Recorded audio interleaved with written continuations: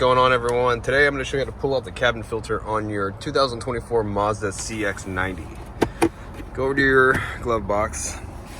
Go ahead and pull everything out of your glove box. Right here, you have this door that we're going to remove, okay? This is a removable door, and there are these clips up here at the top that we're going to need to push down, or push towards us. We're going to pull towards us, I'm sorry, like this, okay? You're going to need to pull all four of them, okay? But it's gonna be a little tricky because you're gonna need to get it started.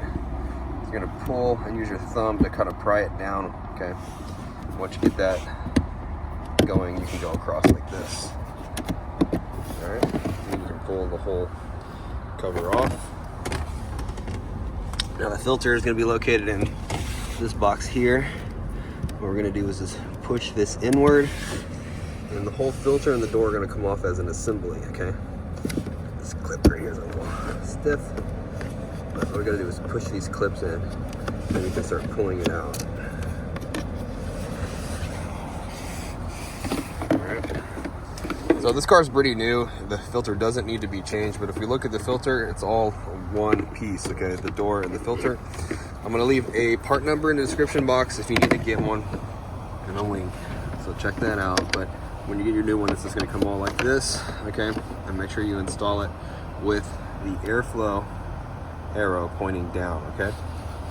And it's just going to pop right back in, just like that. And you need to cover in the bottom part. These little feet are going to go in first. It's